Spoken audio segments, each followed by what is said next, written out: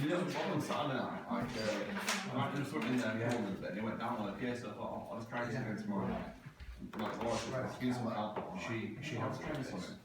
No, half an hour later, and I didn't go to the council. She just go to the council. And she'd had to done this 3 weeks ago and rewritten it 50 Yeah, times. council. It is. It still tastes really nice as well. Okay, are we ready to make a start, everybody? Can you see? Am I in your way? Thank you very much. Okay, well, welcome everybody to tonight's Service Provision Committee meeting. So the first bit that we do is the public question time. So prior to the commencement of the business session of the committee, there will be an opening session lasting 15 minutes for members of the public to speak to the committee members. Members of the public may speak for a maximum of 3 minutes per person. Now, before we do that, I know we've got a couple of people from Friends of Pondy Library, so I hope that perhaps we can suspend standing orders to let them speak in the section about Pondy Library. Yeah. Okay.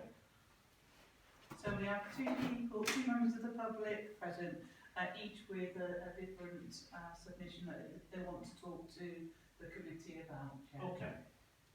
So who would like to go first?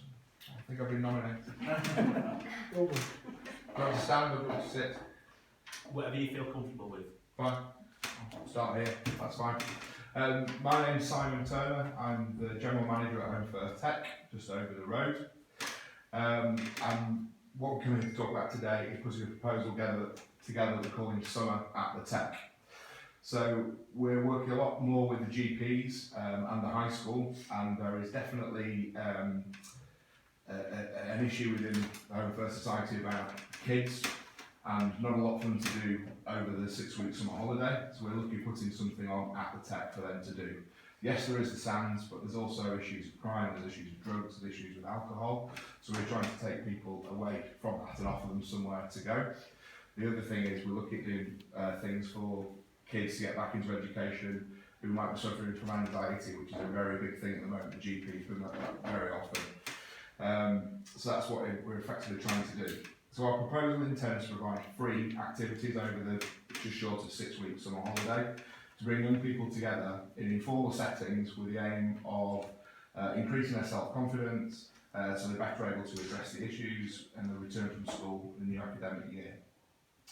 So we will run 8 courses a week, that's the plan, and these will appeal to a range of different outcomes. So what we've got is we've got some drumming classes, fitness classes, maths tutoring, English tutoring, which will also take into account parents who are homeschooling. We get asked a lot if there's anything that we can assist with for parents that are homeschooling. There's a crafting, there's drama, and there's also 2 dance classes that we're about putting on. I've done a breakdown of figures. Do you want to run through the figures or leave the figures with you? I can do either or. Well, I mean, it's okay if you want to leave them with us, because I'm just That's fine. Just bear in mind that it's a 3-minute slot that you've got, so... Yeah, that's fine. That's fine. So in total, we would like to ask for, it's £4,025 in total, and that's to provide everything free for the kids over the 6-week holiday, which is total to 85 hours worth of activities. Okay. So I don't think we've had a grant application yet, have we, for... No, it's not our sort of grant giving season really. Applications will open next month. Okay. Okay. So I guess if you're looking at sort of opening it in July, when's our next... Well, it's September. September is the meeting at which we consider grants. Right. Okay. So So we'll be out of it. not unless we, I don't know, would we be able to accept have a extraordinary meeting to consider one item if necessary, or? From my point of view, if you can find a time, certainly possible. Mr Chair, the possible solution, because it's the near the 5,000 now, we could take it to the full council in July. Okay. Okay, shall we, is it on the 8th, the full council?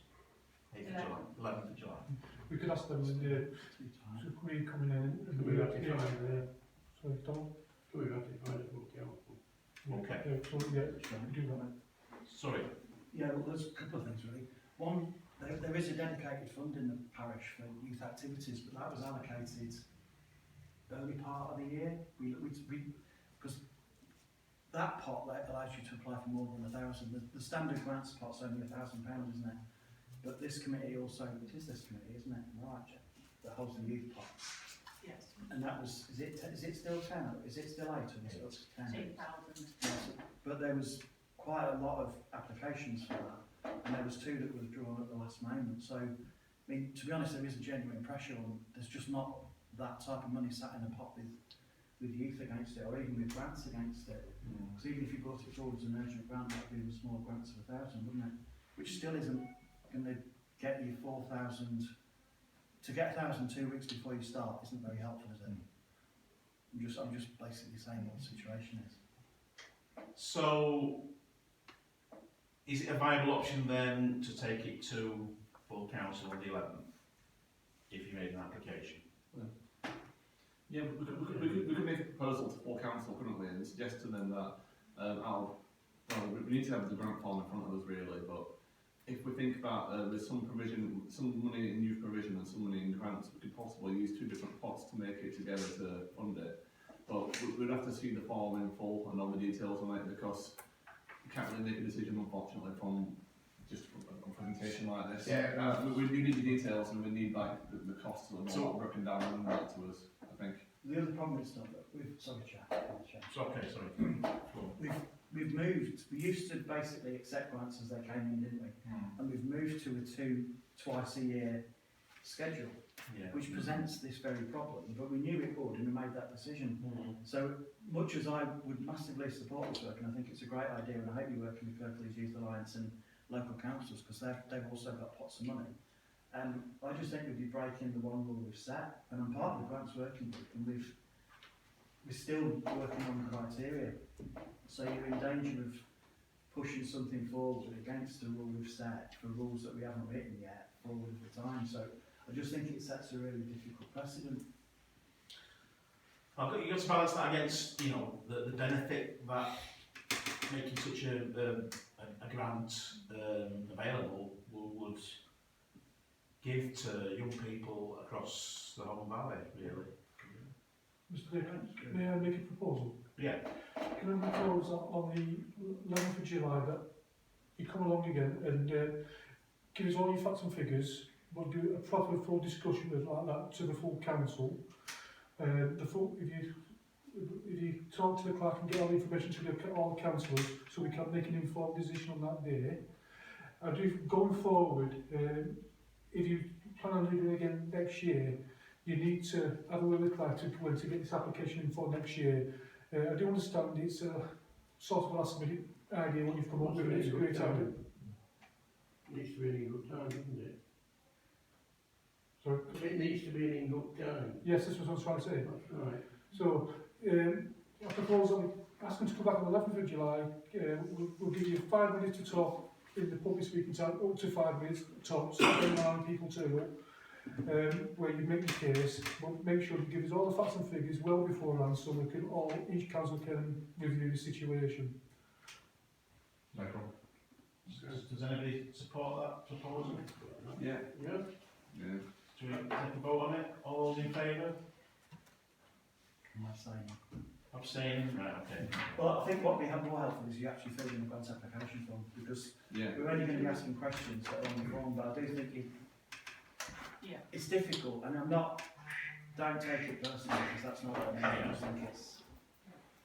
At the moment, we haven't got the grant application form up because it's been reviewed. Yeah. But if you email me tomorrow, I will send you our old grant application form. And if you want to give me a ring tomorrow, I'm in the office all day, we can talk through what you need to do and for when before the meeting on the 11th of July. That's fine, wonderful, thank you. Thank you very much. Okay, Margaret? Thank you. This is part 2, but slightly different. Building very much on what Doug has been saying and the issue that's been raised by Simon. The urgency was because we just talked to the GPs and the head of the high school, and it became apparent determined that something needs to be done.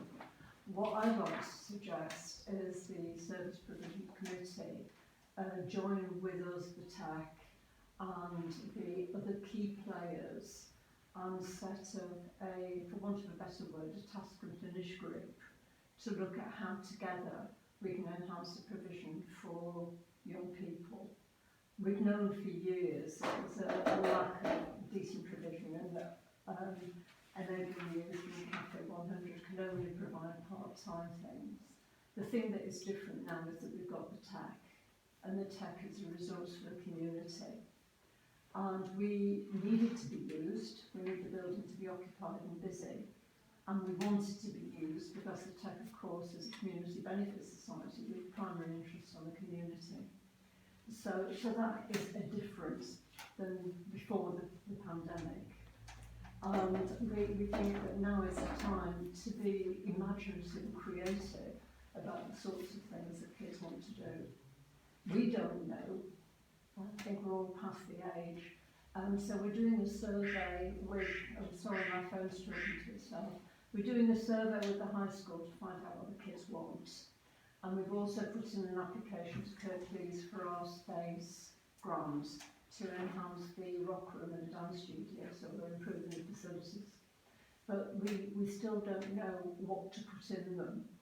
So what we'd like to do is to take the lead and set up this task and finish group with somebody from the parish council to work with us, so that we can put together some decent proposals in good time and work out proper finance plans, rather than just these one-off grants and short-term initiatives. So we can take a far more cohesive look at what our young people deserve.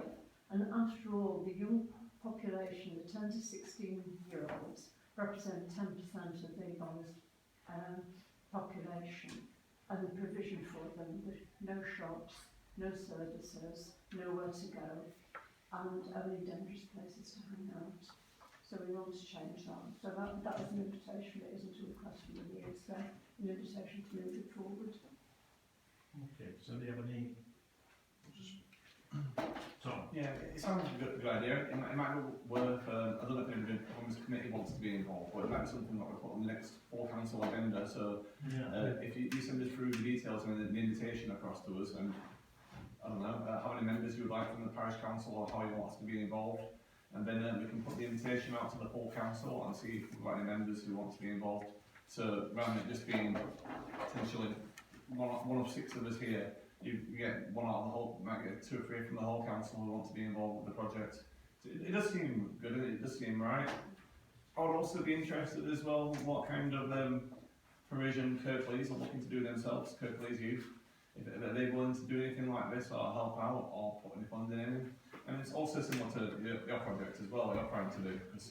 I'm not against parish council putting funding towards it unless being involved with it, but if Kirklees are doing similar in other areas, I'd like to know what they're putting forward and what they can do as well to help.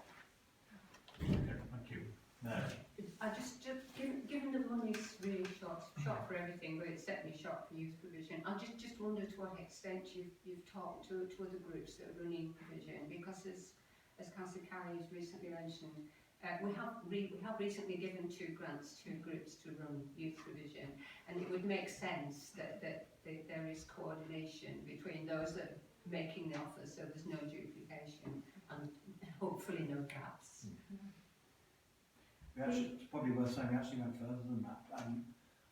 My recollection of that last meeting was that we asked that at the next round of applications they put in a joint bid together.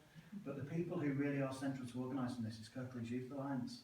They already coordinate the youth work in the valley. They're already working with Honley Youth, Cafe 100, project communities, the stuff that's happening at the Phoenix.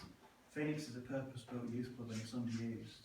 I noticed today actually that for some reason somebody's relocated a youth activity from the Phoenix to New Mill, and I don't really know what the reason for that is. But there is I think there's absolutely value in having a study and a conversation with the council and ourselves. But I would see Kirklees Youth Alliance as being a key part of that, because they manage the youth infrastructure for Kirklees now. But they are a very small outfit, but Susan Greenwood's really helpful, in my experience. Do you have connections with Kirklees Youth Alliance? Yes, and one of the reasons for saying to take the initiative is from having it rather from Kirklees led, from family led. Yeah. Because we have struggled in the past to try and get consistent messages out of them because they are very small, very poorly resourced. We worked very closely with detached youth workers last autumn, and the message was that they wanted somewhere safe to be able to go. But then when we tried to make it work, it didn't happen because of the organisational difficulties the Youth Alliance was going through. So we think because we're in the valley, if we sort of set it up and pull it together, and after all, we know how to do that, then we can give it an impetus and a drive without competing with the pressures. So I wouldn't exclude them at all for a second dose. Okay, Jason.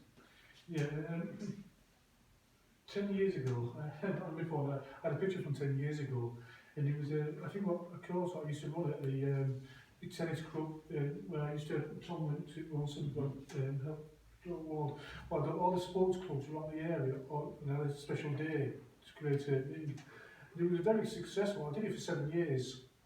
Henry Football Club created 2 football teams out of it. Holmford Cricket Club managed to get 2 youth teams out of it. The tennis club put on a free academy and all that. Maybe it's time for something like that to happen again, because the reason why I did it 10 years ago was to get kids off the streets doing something. I was speaking to a guy from Holmford Cricket called Alan, I don't know if he stays the chair or not, he was asking me would I be interested in doing something again because it's he has noticed himself that there's a lot of kids hanging around. So I can't promise to help you out too much, but if you're I can help you. I'd be interested in doing something like that to get things moving, because I do believe that kids off streets doing stuff is a lot more productive than kids hanging around the street graffitiing. And half the problem when I was a kid is finding something to do basically. I mean, when I was a kid we could easily go and join a football club out around on the football street. These days you can't do that anymore. So we need something to say, well, this is open for you, come and do it. So I think you need to do a 2-step process here, is what the kids want, as you said, but also include Holmley High, not just Holmford High, because we are a home valley, it is owned by the Parish Council. And also, just have a word with the local clubs and see can we get something together and do an open day where kids can come along, maybe in the summer holidays, and say this is a free activity for you for today, come along, come and have a go. It does work, the kids have got something to do and see a goal out of it. And it works for the girls. As I say, Henley Football Club managed to get a second girls team, I think, correctly, which they did very well out of it. And as I say, the cricket club managed to create 2 youth teams out of it, so it does work. So maybe we need to look at something like that again. Okay, thank you. Well, thank you very much for coming to speak to us today. It's really useful and interesting. Thank you. You can stay for the whole meeting if you want to, or you We'll let our friends from Holly come and sit in the hot seat. Thank you very much for your Thank you.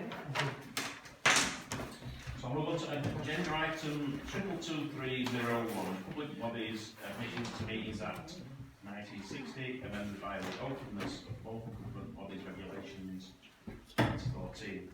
As local parish and town council meetings can now be recorded, I want to check if anybody wishes to record the meeting, or you could potentially ensure reasonable facilities could be provided. Does anybody want to record the meeting at all? No? No. Okay. Item 20, I'll just say that we record it and it goes on the Parish Council's YouTube channel. So item 22302, apologies and reasons for absence. Any apologies for absence with reasons received by the clerk, I think they've been circulated by email prior to the meeting. So do we want to consider the apologies or just have one? Approved. Yeah. Mr. Chair, because Council Hall's got some major issues, would it be more prudent to give her a dispensation than apologising each time she has a meeting? If I could just course, yeah. address the committee, thank you. So I have talked to Councillor Hall, had a telephone conversation with her, and I have suggested that a dispensation might be the way forward. I think what she wants to do is just see how things go, but I'm quite happy to ring her again and suggest that that's something that's come out of this committee meeting. I think, I think, yeah. okay, I was thinking that it might be more prudent to give her a dispensation, so give her time, so she doesn't have to worry about coming back, but if she comes back in the next week meeting, then fine. But I guess if somebody has a dispensation, it doesn't stop them coming back before the end of the 6 months, does it? No. Okay, great stuff. Okay, so... Can I propose that then, Mr Chair, sorry? Yeah, certainly, yeah. Yes. All those in favour? Yeah. Yeah. Okay, so are we accepting the apologies then? Sorry. Yeah. Yeah. Yeah, everybody, yeah? Great stuff. Okay, so, item 222303, member and officer's personal and disclosable pecuniary interests in items on the agenda. Does anybody have any items to... I'll just say that I am a member, by dint of being on the parish council, of the Friends of Pony Library CIO. I'm a trustee. So, just that.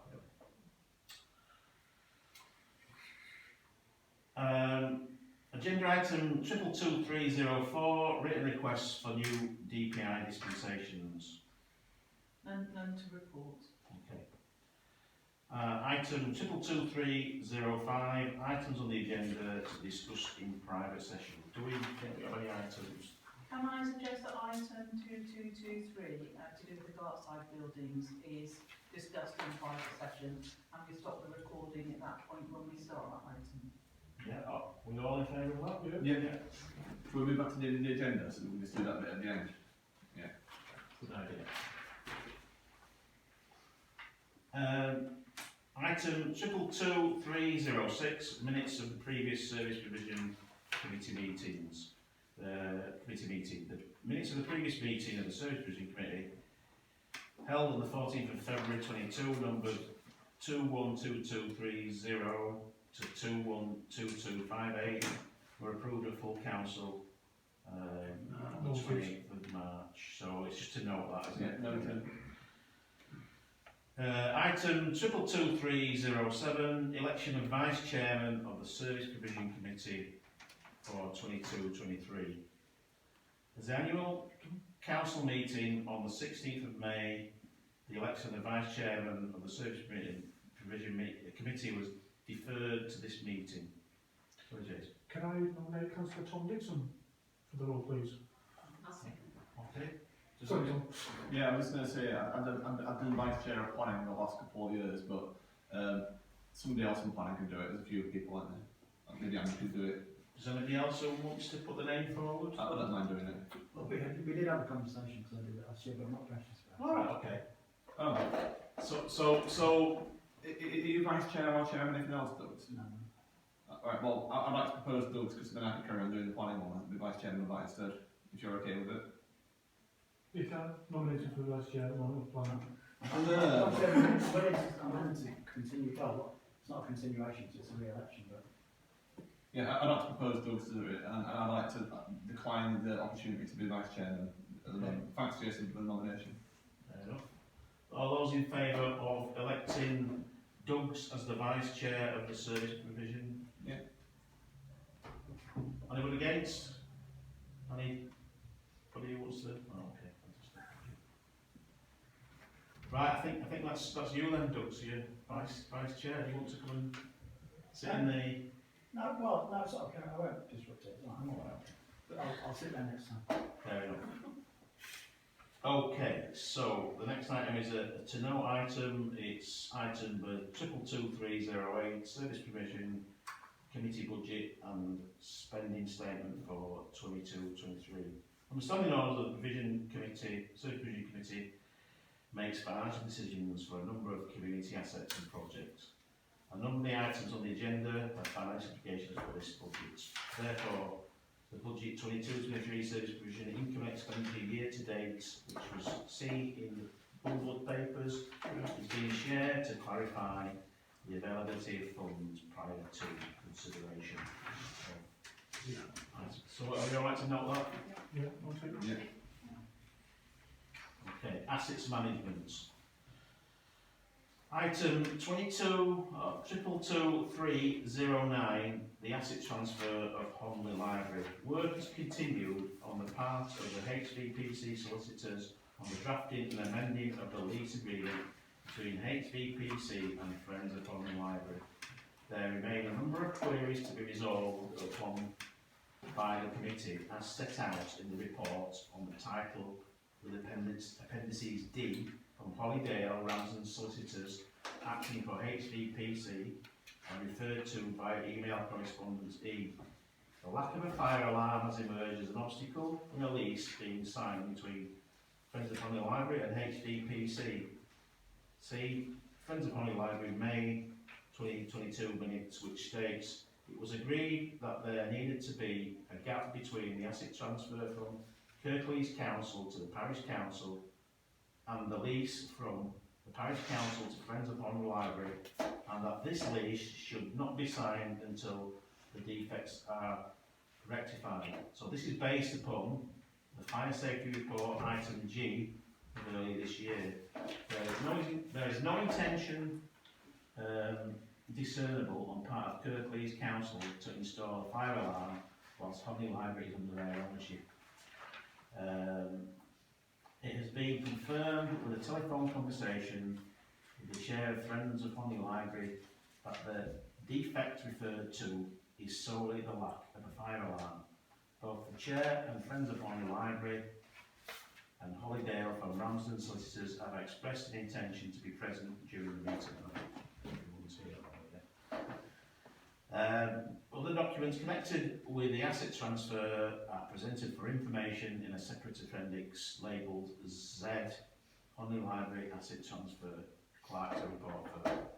Yes, just to say, Chair, that I have also photocopied for people the quote for a fire alarm provided last week by the Chair of Friends of Honley Library. Thank you very much for that, Chair. And yeah, so that's for £4,104.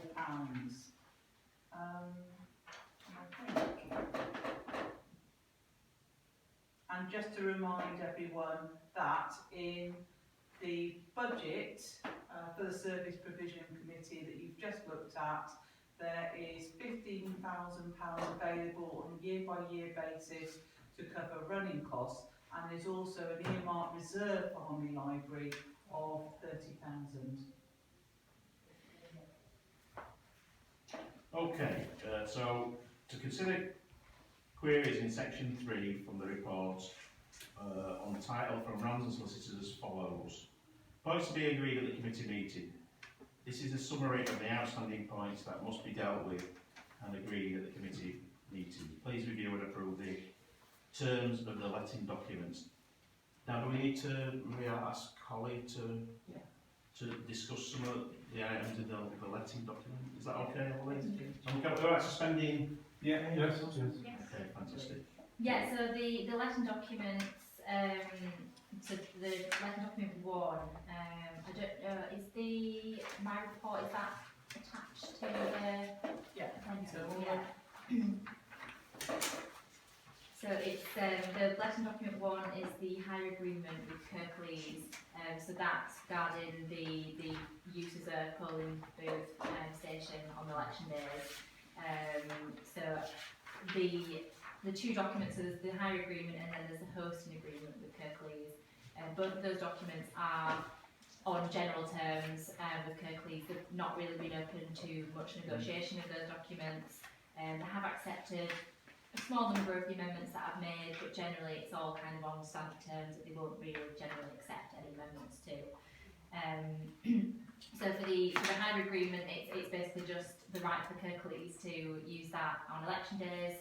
They have to give 3 weeks notice to use the library, and there's a cap on the charge that you can actually charge out to Kirklees, which is 125% of the usual daily hire fee on other premises I'm assuming that there is a standard fee that you use on other properties anyway. That document, to be honest, the hire agreement, it's fairly straightforward. The hosting agreement is the second document, which is the document which actually regulates Kirklees' continued use of the Hornley Library. So they'll have the use of the property during the library hours, which is set out in that letter document too, which is just at the back of my report title. Have you got that? Yeah. We don't have documents on that. Right, okay. Well, I think I've received an email from Nick, Yes, you have. who's raised a couple of points, so I've gone back to Nick today and your solicitor as well Yes. on those. So yeah, I mean, again, it's on this hosting agreement. It's prepared on standard terms. They've not accepted many amendments to that. There's a plan. Is a plan attached of the area as well, showing the communal areas, the kitchen, the toilets that Kirklees will be allowed to use. I mean, has anyone got any questions about these two documents before I move on to? No, I mean, I think you mentioned that the sort of fairly standard that, you know, just what Kirklees Council, how they issue their, they don't do it sort of tailored to each individual asset transfer. It's like a blanket across the whole lot, isn't it? Yeah, that's right. Yeah, and I mean, I did push back on a couple of the amendments that I made, and then they went away and came back and accepted a few of those. So I mean, it's a term of 5 years. Is the hosting agreement, so they'll have the right to use the library for 5 years. They've got the right to change those library hours if, for example, there's no staff, or if you know, if actually they need to. There's another reason why they need to change those hours. The early point, I think, which has been picked up by Nick in his email to me, was that there's no right for the parish council to actually terminate this hosting agreement if Kirklees are in breach of any of their obligations under the agreement. So Kirklees will actually be able to terminate it early on 1 month's notice, but there's no right for the parish council to actually terminate that agreement. I did try and put it in. I put in an entitlement for the parish council to terminate if Kirklees were in breach, but they've come back and said we don't accept that. It would just continue. I mean, there would be other avenues to go down to to actually take action, pursue them against any breach that they did commit, but you wouldn't actually be able to terminate the agreement entirely. Okay. Doug's. Yes, question about that. I used to work for the council and I had some dealings with this department, and I'm continue to be appalled really at how unhelpful some people are. Anyway, that aside, it says that if they want to increase or reduce their usage, it's 3 months, but if they want to give notice to quit, it's only 1 month. Is that right? So they could pull the plug on the whole thing with 1 month's notice. Yeah. That's shocking, isn't it? That's really that's when they've agreed that there's 3 months' notice to change the opening hours. That seems like a reasonable amount of time. Yeah. 3 months to say you're out of here, pack your bags. That just seemed. I mean, they won't do it. We know they won't do it because they're needing to get rid of buildings. But it's just the principle, and it's how much time and expense you want to waste on arguing principles. But that just seems really unethical, really, for them to put that clause in. Chair, may I make a comment on that? Yeah, of course, yeah. It is an interesting point because, in effect, when we were dealing with this initially, which Holly may be able to confirm, we really had to push to get 3 months prior written notice for them to change the hours. Yeah. Because we felt that if we were going to use the building as a community asset, we needed to make sure that we could have other people in and it not be changed within a month's notice. So that's a very relevant point.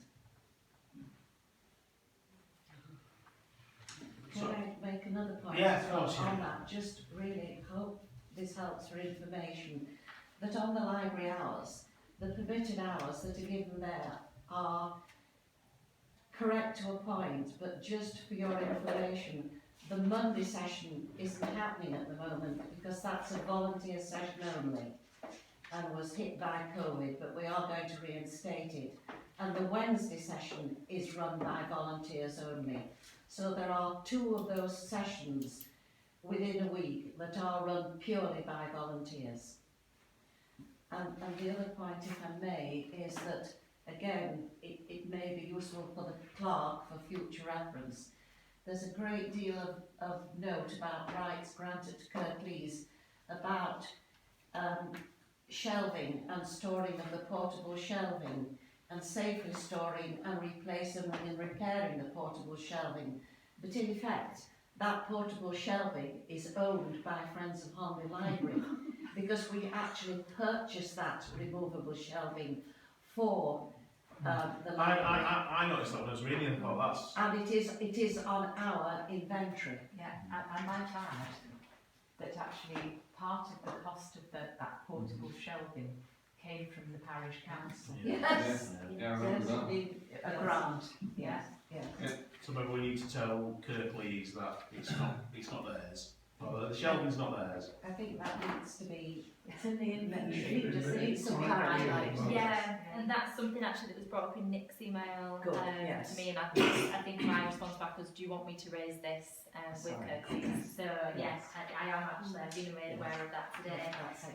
So that's something that I might just want to tweak in the hosting agreement as well. So is that everything for the hosting agreement? Well, so let's just run through this point by point, and then if there's any responses to each of these points. Please review the provisions regarding the funding to be provided by the parish council set out in the lease to Friends of Hornby Library letting document 3. Yeah. So just if there are any more specific requirements that should be included, please let us know. Yeah, so that's letting document 3, which is the lease. So this is the main document really that we've been negotiating amongst the solicitors. So this is the 25-year lease to Friends of Hornby Library. So there are provisions in the lease for funding to be provided on a yearly basis. So there's a provision in there for an initial funding of £15,000. Now the way that is drafted in the lease at the moment is that will be paid within 14 days of the start of the lease. I know from our discussions I think you said it could be available immediately, so I've provided it at a 14-day basis just to give a bit of leeway. And that's to cover running costs, isn't it? Is that right? That's to cover the initial repair Oh, costs. right, right. Yeah. And then there's a separate to that. There's an ongoing funding of the £15,000 per annum, and that's for the ongoing maintenance and running costs of the building. Because I think that £15,000 is within the earmarked reserve, isn't it? Is that right? There's £15,000 in a budget line that can be accessed Right. immediately. Okay. So it can either be for running costs or for. Right, okay. And there is a £30,000 earmark reserve that full council would have to. Yeah, I'll give it to the go. Okay. Sorry, Mary. I just wanted to make clear, I would like to be clear about, where does the money for the fire alarm, is that to come out, is that coming out of 15,000 or is that completely separate? No, we've done a draft of what outstanding things we need to be done initially, and the full total of that, excluding that, is £17,000. Yeah. But that includes all the work for the fire exit, other work that we need to do, and to go against that, we do have sitting in our accounts 2,800, which we've got as a grant to make sure that we can upgrade the lighting and the heating to cut down on the running costs, and therefore hope that we won't reach the 15,000 that you've allocated. Was that from running the climate emergency? Yes. The One Community Green Energy. Oh, all right. No, Okay. One Community Green All right, Energy. okay. Mm. So it would almost, well, it's inevitable, isn't it, then, that you would need to take a proposal to full council to release money from the. Earmark reserve. it does sound like we've got enough money in the moment with what you're wanting to do, but going forward, you're going to need some more money for the general running costs, the bills and all that. So it would be worthwhile, if it's 30,000 in general reserves, maybe allocating, transferring over a further 10,000 into the Holmley Library budget for this year. And then that'll leave 20,000 left over, I think. Yeah, Is that sensible? So sorry, Doug's.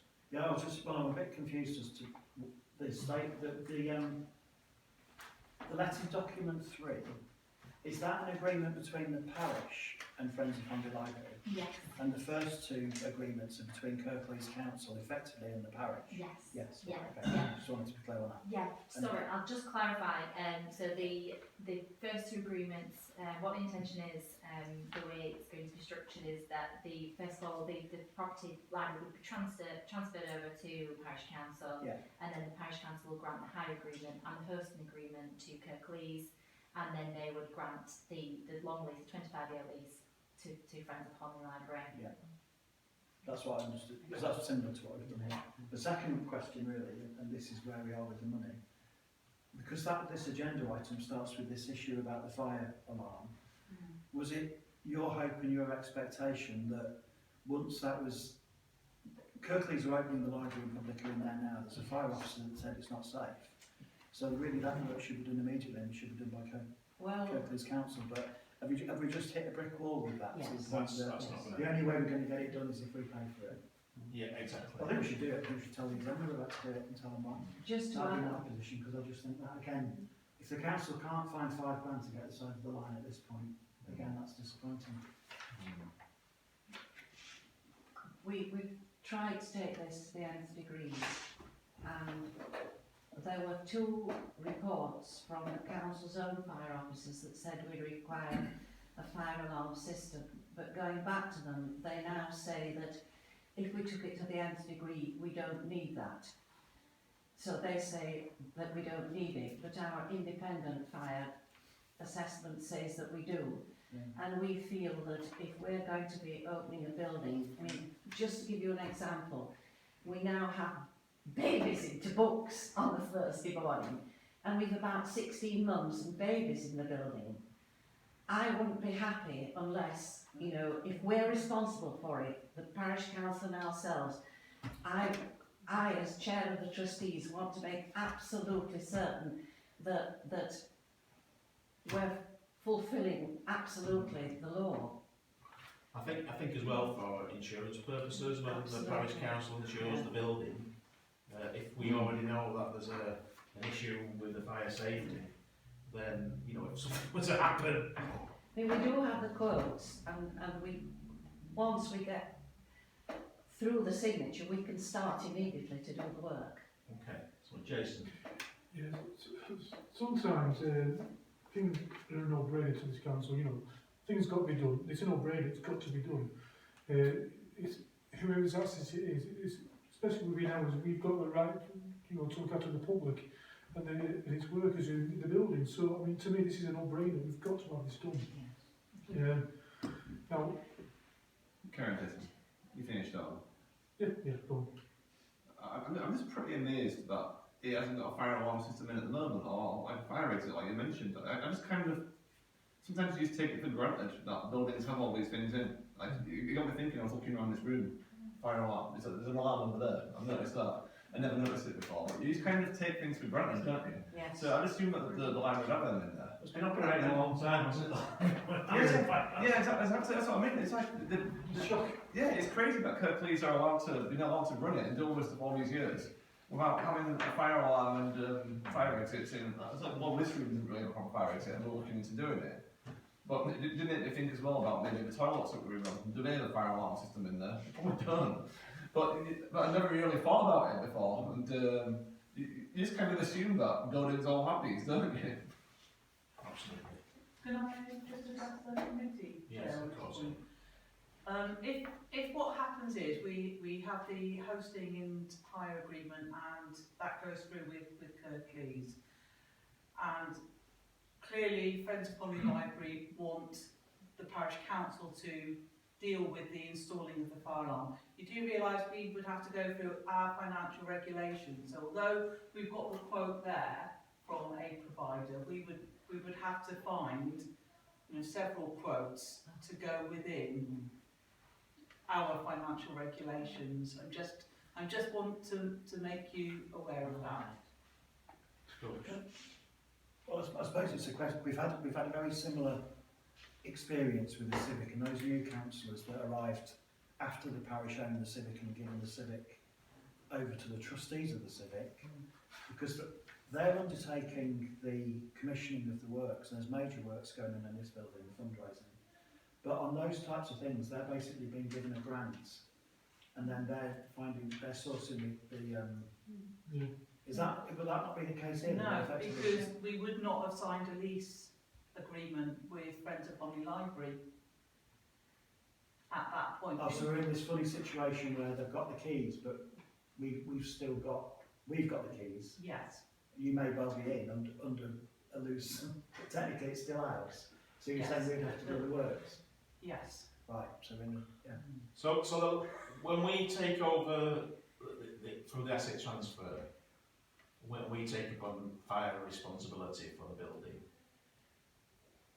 is the library still going to be able to open until a new fire alarm system is fitted? We are hoping that we are able to keep the library open as much as possible and do the work on the days the library is closed. You know, the contractor is aware of that, and we were hoping that he would be able to work around the library opening hours. So is there a risk around the risk to the parish council then in terms of that period between the ownership of the building transferring to the parish council and the fire alarm being up and running? Is there a risk in terms of our insurance and risks to the users of the building? I think the issue here is because we will have this hosting and lease agreement with Kirklees Council, the library would still run, but it would be up to the parish council to be installing this fire alarm. So as I say, it wouldn't be in the hands of Friends of Homley Library at all until that 25-year lease agreement is signed. And I've just so whatever discussions you've had with this person who's clearly your preferred provider, we would have to follow the parish council's financial regulations in. Answer to your question about can you open, the answer is yes, because the parish council will be running the library. But obviously the Friends of the Homley will be doing it on our behalf, but you will sign the lease, so that won't be an issue. So you'll be allowed to still run as it is now until the only time it will change is once you sign the lease. So the only difference will be is that you'll have a different landlord or tenant who owns the building. But until you sign that lease, you're not responsible for it at all. So you can, if we say to you, yes, carry on, and we'll get the work in between you, get it done. That's not an issue for you at all. Our insurance will sort of cover that, so we can get that done. Now, as the clerk said, that we need to get some more quotes, and obviously we will have to work with them to say, like, this is the situation. You will obviously work with yourselves and say, like, when they close, when they can get it done. We might be looking at able to do it a weekend. If we get a responsible person who thinks, well, let's get it done in a weekend, then it won't close any issues at all. But yes, you will be able to open and run it as it is now, because we will be the Kirklees. Yes. Mary, did you want to ask the question? I just feel by creating this window where there's a point at which the first lease has been signed but the second one hasn't, we're creating a lot of work for everybody, including our hard-working clerks, to do that procurement exercise. Can't we just agree with the council to sign the lease on a set day and we sign your lease 2 hours after or that evening at a full council meeting? Is there not a way of telescoping that gap out of existence so that it's a seamless process. May I answer that Because one? it just feels like we're creating a bureaucracy for ourselves with no Just benefit. let Mary. Oh, sorry, sorry, sorry. yeah. I was going to reply to one question. So, no, we can't, because of the situation with the fire, they can't not sign it till they've had this fire alarm fitted. So, we could say like, I don't we think that's- could work with the, say like, we get the keys on Friday from Kirklees, and say, for example, they can get it done over the weekend, on a Monday, on the opening of the business, we can give them the keys. Then there's no, But in practice, that guy will be sick, he won't have the parts, it'll get delayed. These things take time. The guys here have lost all sorts of guys they thought got nailed on as trades, because it's really difficult. What I'm saying is it not a way, can we not tell the council the date at which we wish to sign ourselves, and we mesh that in absolutely with the date we can make the decision to make that decision with you? Because then the risk's with you, and it's for you to make that move as quickly as possible. And it means that we're not tripping over each other, really, because you're just trying to get the job done and keep the work going, aren't you? Yeah. The issue is, councillor, that Friends of Honley Library have stipulated that they, won't sign the lease until the fire alarm is in. It's That was not, it's just- not So Kirklees, they'll have it's to not be a us. gap, won't there? Whatever. That was the trustee's decision, I'm afraid. Right, okay, sorry. I'll retract everything I said, because it Yeah. feels like we were making... Sorry, Holly, you were going to. Sorry, there is might be possibly a way around it. It does mean that there'll be additional documents, but there is a way that we could, the parish council and Kirklees could enter into a contract to finalise the transfer of the property once this fire alarm issue has been dealt with, and then in that case, it would the completion date for the asset transfer would be open-ended, subject to this fire alarm issue being dealt with.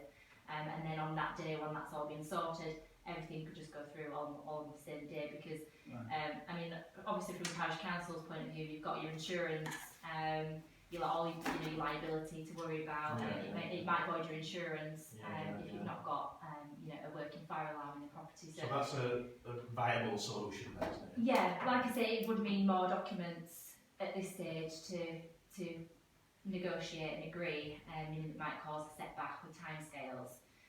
But that is a solution in which we could mean that you can incur the costs in getting this fire alarm issue dealt with, but knowing that there's a contract in place means that this asset transfer would go ahead. Okay. Sorry, well, in order to make progress internally, I was just wondering, do we need to create a motion and authorise our clerk to obtain whatever's required in terms of estimates to comply with our financial regulations, and also to determine that we're going to ask for a movement from the earmark reserves to pay for this work, if needed. Looks as though it would be. to add on to that, would it be possible to ask these companies to see how long it would take to install said systems, so we know what time scale we were looking at the other day, and how much notice they need and things like that, because obviously the cheapest part of the best, so we need to look at Well, obviously there'll be a legal standard, won't there? I do appreciate that. What I mean is, All fire alarms companies have to have a set standard, I can assure you. There is no account. So you won't get any, second rate. If you set a fire you alarm, won't get bothered with people that. that are no account way, but you can't start stipulating how long it's going to be, because there may be snags. I mean, I've been in that job long enough to know, you can stage at 2 days and suddenly it turns into 2 weeks. What I mean is that you can have a guesstimate of roughly what the necking will take. You can ask and they'll tell you whether it's a guesstimate or not. I mean, that's entirely up to one. I think Holly's suggestion helps us get around that problem, doesn't it? So do you want to make a proposal then, Mary? Or? Yes, I propose that we ask the clerk to pursue further quotations in line with our financial regulations, and that we ask that the full council meeting that money is transferred from earmarked reserves to pay for this. Are we going to specify a certain amount, or are we just going to leave it open to decide on the full council meeting? I think we need to kind of pause first, don't we? Well, they've got some figures there. haven't they? We've got So some they've figures, got the sums with the quotes 5,000, that I mean, Tim it's Town's 12,000 got. or 100, is it? Yeah. Yeah, that's Councillor the one. Dixon had suggested 10,000. Yeah, no, I think at some point we're going to have to transfer some money over from Yeah. reserves anyway. Yeah. So 10,000 should tie us over for the year. And if it's so much left over, though, I can always roll over to the next year. I'd rather have too much rather than coming back again in September or whenever the next meeting is and saying, oh, can we have some more money rolled over again and then going back to full council. Sorry, so do you want to repeat that again? Sorry. I propose that we authorise our clerk to obtain further quotations in line with the financial regulations. That's one, and then two, that we authorise the transfer of £10,000 from earmarked Or reserves. we request that. Or request. I'll second that. £10,000. All those in favour? Can I put a third amendment? A third? Because I think that the reason we want to put the 10,000 across is basically to fund the works that are on your list. So would it not be worth, at the same time we put that 10,000 across, we say it's for that purpose of that, so you haven't got to come back for a further finance decision, because we can do the whole lot in one go, can't we? So that's the list of works that needs to be done. Well, I guess that's going to give us a kitty of £25,000 that we can draw on, isn't it? Yeah, but they can't draw about it without a full council meeting, can they? So I'm just trying to circumvent that Oh, problem. it's got to come to full If it's council on the floor. But can't we, but if we're going to go to full council with the 10, so why don't we go with the purpose for the 10,000 at the same time? Which is basically a proposal to do the works as outlined in the Friends of Families proposal. So, It's another 3 months that Tom, we're sorry. making decisions. Yeah, I'm not against what Doug's is saying, but I think we would need the details in front of us like this for the other quotes, the other works like the fire exit and the other things that need doing. And once we've got them all, I'm not against what you're saying. I think you're right, but it's probably the best stuff if we could have it for full council maybe to for them to see what it's going to be there for. You know what I mean? Can I address the committee? Yeah. I think the issue is you're preempting the signing of the lease. You know, you can't agree. Yeah. My advice would be you can't agree works for, you know, Friends of Homley Library until that lease has been signed. Does that make sense? We're talking about the fire alarm being done by the parish council. All those other works, I'm sure Friends of Homley Library would want to have the authority over them. Would that be correct?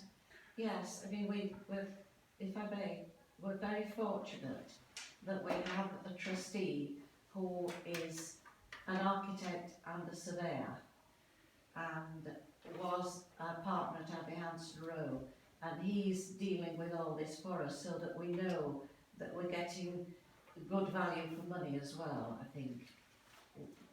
And also, if I could just add, we have set up a completely separate bank account into which money will come from the parish council, and any monies that are dealt with on repairs and maintenance or utilities, etc., will go through that account, so that at any time that the account will be available for any councillor to look at. Okay, thank you. One thing we can do, which not really with the civic hall, is we can say in principle when we should give we need to do open for that. So, sort of what Dougie said there, but we'll have to, beginning we'll have to say in principle, which But just subject to the lease being signed. is the principle of the If the doing. lease isn't Yeah. signed, then obviously the money doesn't transfer. Just thinking about Mary's proposal then. Yes, which was purely really for the fire alarm initially, which I think we, the parish council, are taking on that responsibility. So, you know, I think we really transfer earmarked reserves to cover that. So do we need to? So it's just an internal transaction for us, isn't it? At this point, I don't think we need to be worrying about how only. So you're not making another proposal then, Doug's? No, I still am, because I think depending how long this takes, and if we've got to go through a legal process to get a slight change in the lease agreement about the fire alarm and sign up, then I'm just aware it's taken a long, long time, and I'm sure the Friends of Hondy, the sooner they've got the keys and got the lease and they can crack on and start to decorate and do stuff, they want to do that, and the summer may well be the time to do that.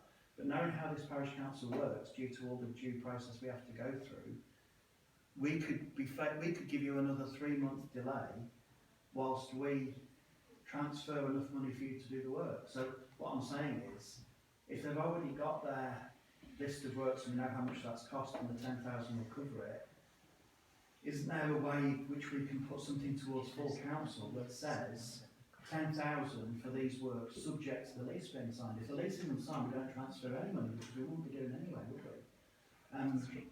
I'm just trying to find a way for you to be able to progress stuff as quickly as you want to do. I've already said what the solution is, that we sort of agree in principle. Yeah.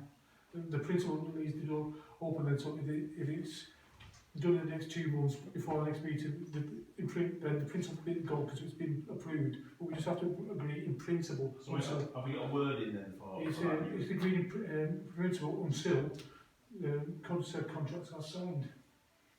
So can we have the proposal then, in so we all know what we put It's in basically what Doug said, but we put in principle.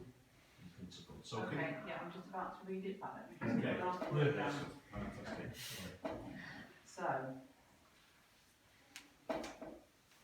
you're going to give approval for the clerk to pursue and source quotes and information about the installation process. I might just put in the word timeline somewhere. For a fire alarm system at Honley Library in line with our financial regulations. And also to transfer £10,000 from the earmarked reserve on the library to the library budget line. In principle, this is for the works outlined by Friends of Honley Library to be carried out subject to the lease being signed. Yes. A tidied up version of that. So that's a request to full council, isn't it? Yeah? Yes. That's it. So yeah, are we all clear on that? Yes. Are we all those in? Do we need to have a proposer and a seconder? I think it's just sort of Yeah, proposed. I second it. Okay, fair enough. All those in favour? That's everybody, I think. Okay, well I'll just read through this next bit anyway. The Friends of Honley Library will be permitted to share occupation of the property with the community groups. Please confirm whether the parish council require the ability to approve the identity of the community groups, or whether the parish council simply require that they are notified of the identity of the community group before any sharing occupation commences. Does anybody have any views on that? Mary? I think I feel it should be the latter, the way with parish council simply required that they are notified, but I don't think need to say Tom? I trust the Friends of Honley Library's good judgment on this. We don't know everybody who went to Sunday Call and is doing this and that. I don't know. So it's I trust your good judgment that you wouldn't take it out to some bad people. Is everybody happy with the second option? Yeah. Yeah. Yeah. Sorry, am I allowed to speak again? Yes, of course. Sorry. I think in the whole process of this, there has been some confusion because of the wording, and perhaps Holly can help here. It was never our intention to share with another community group. It's merely our intention to do exactly as you said, but to be able, in certain circumstances, to sessionally hire the library when it's not being used as a library to other groups. Yeah. But it will only be on a sessional basis with a proper hiring agreement, conditions of hire, which is exactly what the Yeah. civic hall do. Yeah, that's fine. But the thought of us sort of saying, well, for example, to Friends of Honley Library, oh well, we've got this building, you come and share it with us, and you occupy it with us. No. No. Yeah. So I don't know if you can clarify that. And you need to be able to say to anybody inquiring about a room hire, you need to be able to say yes, not, we need to go back to the parish council. Absolutely. So I think we've just confirmed that we're happy for you to do that, really. Okay. Yeah. And sorry, before we move on, in the email from Nick today, it did say that it would be burdensome to actually notify the parish council of each single time. Well, I think every so often, I don't know whether they want to fix once every 3 months or something. Well, just report every so often. Yeah. Just report the way it's Yeah. The city clerk reports to us once a year about what's going on, so I mean, it's the same principle. Yeah, I mean, to keep it simple, I can just put in there that if you ask them to tell you who's using the property, they have to tell you. Yeah, that sounds good. Yeah, I think we'll be keeping an eye on you. So if you report it to the people that we don't like to tell you about it. So yeah, I think you'll be okay. And we can reword the wording. That's excellent. That's really good. 3.4, the Friends of Honey Library require the ability under the lease to carry out structural repairs to the property with the consent of the parish council. Such consent must not be unreasonably withheld or delayed. Please confirm if this is agreed. Are we comfortable with that? Yeah. Okay. Friends of Honey Library are required to indemnify the parish council against losses that the parish council may incur as a result of the lease or occupation by Friends of Honey Library. Friends of Honey Library requires that the parish council complies with the below conditions in respect of any such claim. Please let us know if this is agreed. So that's notice is given to Friends of Honey Library as soon as reasonably practical of such a claim. Friends of Honey Library are provided with any information and assistance in relation to any such claim as Friends of Honey Library may reasonably require. The parish council mitigate its losses where reasonable to do so, and the parish council obtain consent from Friends of Honey Library, such consent not to be unreasonably withheld or delayed before settling or admitting any claim. So what do we think? It's a sort of Can somebody say that again with different So basically, the Friends of Honey Library must indemnify for any costs that the parish council incur as a result of this lease that's in place. So, you know, if there's an accident on the property and it's Friends of Honey Library's fault or whatever, and insurance doesn't cover it and there's a loss there, then the Friends of Honey Library would be required to indemnify the parish council against any costs that they incurred. But as a protection, the Friends of Honey Library are requiring a little bit of help from the parish council. I mean, it's quite a standard pushback really we do generally see. So it just requires the parish council to give notice to Friends of Honey Library if there is any claim and anybody brings for costs. I think that's fine. I wouldn't have any problem with that. The second one is that you help you give any information that the Friends of Honey Library require in relation to any claim for costs. Again, I think that's fine. The third one is that the parish council mitigate its losses. So, say if the loss should really have been £3,000, but the parish council failed to. I'm terrible at thinking of examples when I need to.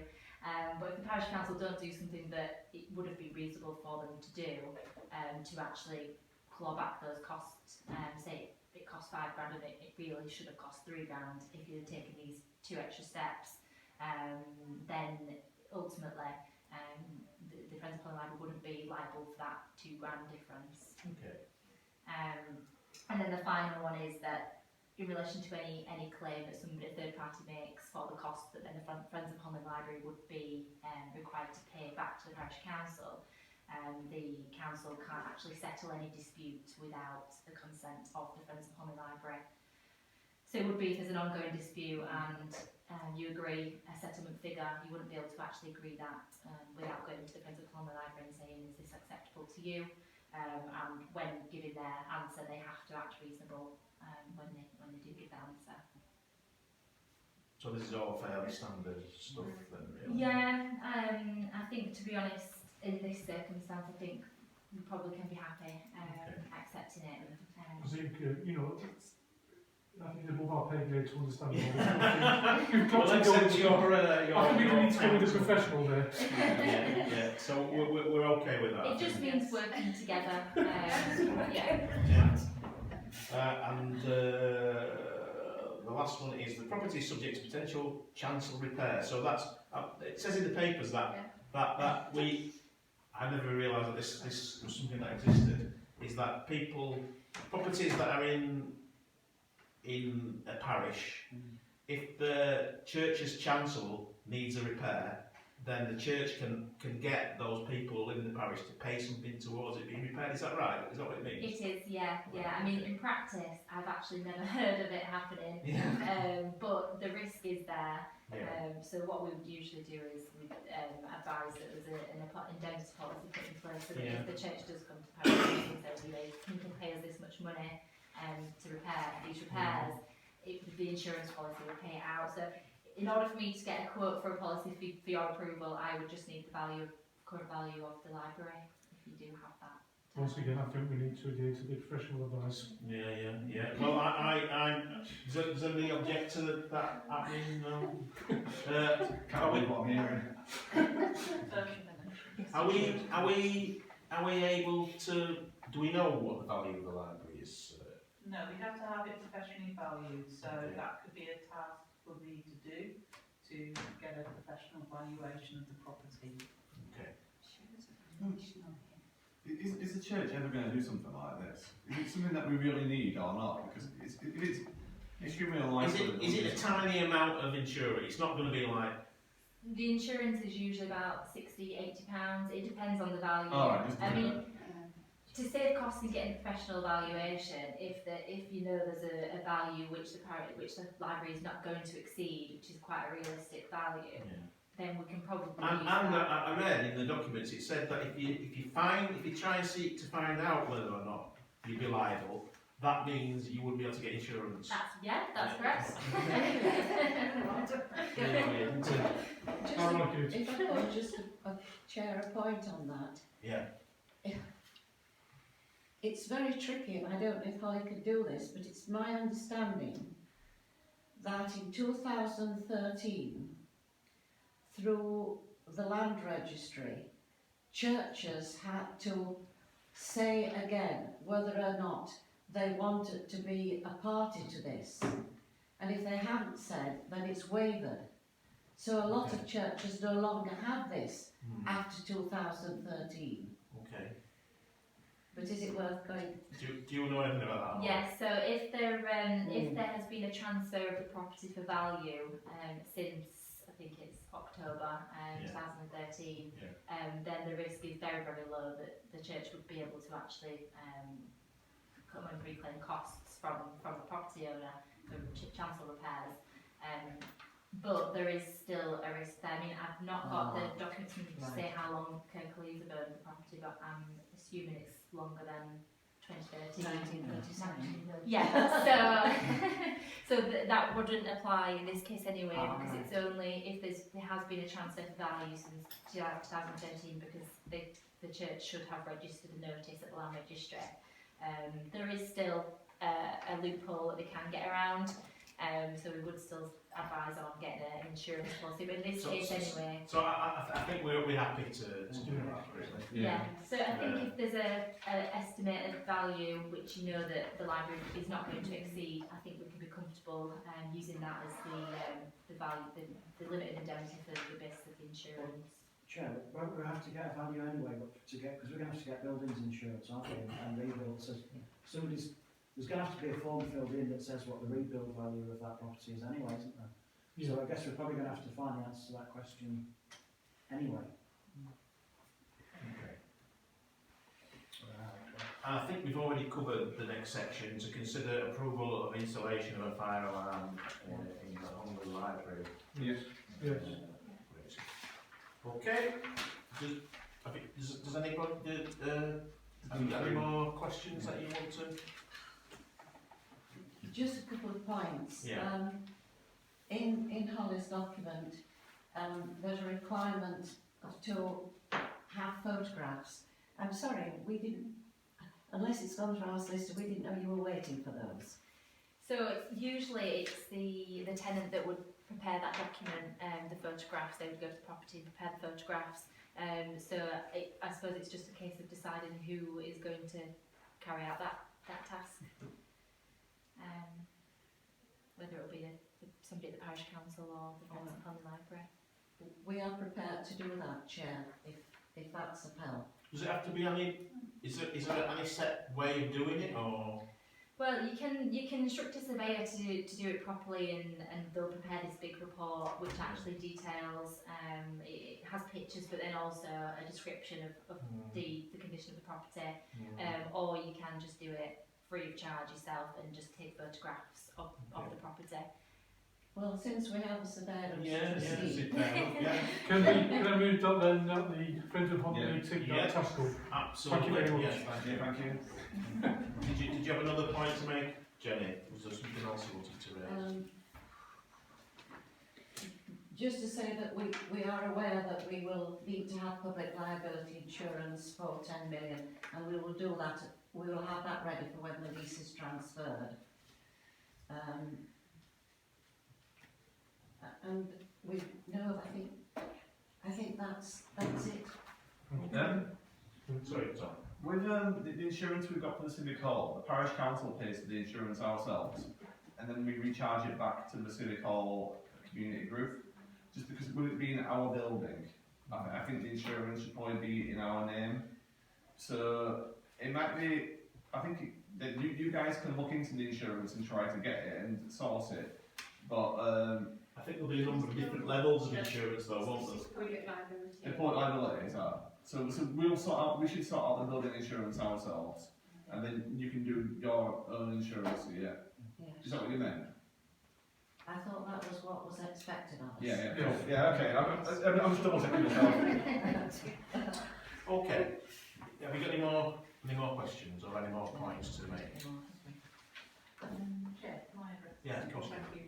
So Holly, has the committee done enough in terms of reviewing and approving the terms of the letting documents for you to make progress? Yeah, I mean, what I might do is, just in case anybody goes back home after this meeting and thinks, actually, I want this clarifying, I'll leave it a couple of days before I go back to the other sides, just with the amended documents, just in case you have got any other points you want to make on those. I mean, the documents themselves are probably almost there, really, subject to any more comments that your solicitor has. So I think we're hoping to get them in a kind of a final form ready for the full meeting in July, to get them signed off. So I think the only really outstanding point was just about this fire alarm. Are you wanting me to inquire with Kirklees about going down the contract route, conditional on this fire alarm being installed? Yeah, that's fine. Yeah. Thank you. Holly, how long do you think, how long will that take? Will we still be in a position, will the council still be in a position to move forward this summer, or do you think that will, just that we've got an idea? Honestly, it depends how quickly I can do the documents with Kirklees' solicitor. That's all. How long's that piece of string? I mean, I can prepare the document to make it quicker, but I don't know whether Kirklees will accept that. When will it be the centenary of the library? Another 15 years. Do we know when it's going to the asset transfer committee? The The Kirklees, they're happy to transfer it, Has it, no, has it been signed off, so it's just ready to do the paperwork? It was agreed in February 2021. No, so you don't need to go back to Kirklees for that, it's just ready to do all this documentation. It's the legal, it's the solicitors Right, brilliant. They're in and the the latter. service. Hopefully we'll get it done this term. Great stuff. Okay, well thanks for joining us today. Thank you for your Thank support. you. We really, Friends of Holly Library, do really appreciate the tremendous amount of support we've had from the parish council. looking forward to getting there and Yeah. getting the keys. We appreciate all the work you do as well. It's Yeah, really good. absolutely, yeah. We really do appreciate it. Couldn't have had a better partner, really, I don't think. No. And your efforts as well, Molly, thank you. Yeah, thank you. I'd also like to thank Clark because, I mean, the amount of documentation that's got to be prepared for this meeting. Thank you, We Jim. can't have minutes that all of that. Yes, thank you, yeah. Okay. On to, Mr Chair, something about I need to do at 9 o'clock. okay. Okay, so item number 222-310, Holmfirth Civic Hall Community Trust. The following document has been received from Dawn Whiteley MBE, Holmfirth Civic SPC update. Clerk to report. Yes, and just to report, the lighting on the stairway is obviously fixed, so that's great. See what we're doing. Just in time for summer. And a big thank you to Liz and Dawn for getting that done for us. It does make a big difference.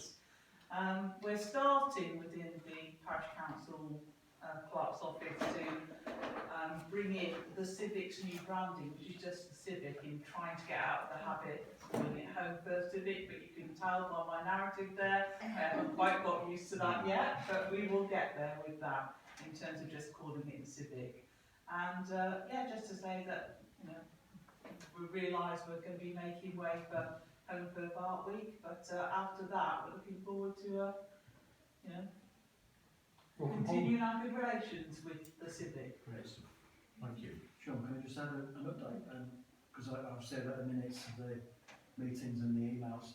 I'm not sure if they managed to get another caretaker. They had a really good caretaker who was actually doing a lot of proactive work. Unfortunately, I think due to family commitments, he had to give notice. And they've really struggled, and at the moment they haven't got a caretaker again. So they are, well, it's just a difficult time for them, I think, is fair to say, because they're struggling to get staff. And I know they're asking the volunteers to help with the lockdowns and openings up and stuff like that. But yeah, they seem to have a lot of challenges in terms of recruiting staff, finding staff. Well, it's like everywhere. Like isn't it? everywhere. Yeah. So, we'll say that we've noted the report from... Mr Chair. I was just going to say that because it says in the report, having recruited a new caretaker at the end of 2021, is that caretaker now moved on? Definitely that person's gone. I think there may have been another interim one, but that person's left as well. Because there's a Is that report as old as that? There's a positive statement after that, which we're getting on top of a range of general maintenance. Well, they were, because that guy was very proactive, and it was him who was doing a lot of little painting jobs around the place. But now he's gone. But he's gone. All right, well, this is the current report. He's gone. 2 others were appointed. They've given notice. I mean, they only started about 2 weeks ago, and they've given notice this weekend. Oh God. Yes. Hopefully they can get somebody in soon. But, yeah. Well, we'll have to think what they have to deal with themselves. We can't really interfere with that. No. Okay, let's move on to item 222-311. Report from maintenance contractor regarding toilets, shelters, war memorials, spawn boxes and benches. To receive and note the report from the maintenance contractor. Some of the suggestions contained in the report are included as motions for consideration later in the agenda. Mr Chair, the bush shelter at Hayde Edge, he's done the roof, but he hasn't done the underneath bit where the water damage is caused. He needs to go and look at it. Are you talking about water damage to the walls? Because No, the roof was damaged and it was letting water in, but then you've got the ceiling underneath. It mentions it in the report here. It says, It needs to be done urgently because it is a danger. it says Hayden Shelter has a leak in the roof and has blown the render off the walls. We felt on the roof and now need to address the interior walls and ceilings as it looks untidy. Yeah, as I said, it is, the plans are making it, it's Yeah. dangerous. It's not untidy, it's dangerous because it's hanging off. Okay, well, it might not worse than me. Okay. Sorry, what's hanging up? You see them. The ceiling is Yeah, well- hanging up. It's up the bus station itself, it's coming down, and also these football sides hanging on. There's a big hole in it, it needs to be looked at urgently, really. I know he's on top of it getting it done, but he needs to, You skipped before somebody has an accident. You skipped ahead to agenda items, because that's a separate agenda item. I know they're all tied into But the same thing. It does mention that, later on in the agenda, doesn't it? So, we'll just note that report and then move on to, I'm just going to make a comment about the toilets actually, and it's a comment I'd like to pass on to John. about the what, sorry? About the toilets. Can I just read this bit out then? Sorry. Talk about it. Item 22312, Holmfirth Public Toilets, as reflected in the report, from the contractor, vandalism and misuse continue to be an issue for public toilets maintained by HVPC. Report from Clark. Yeah, just to say, I know at the last meeting, talking about initiating a campaign regarding raising awareness of the public loos and so forth.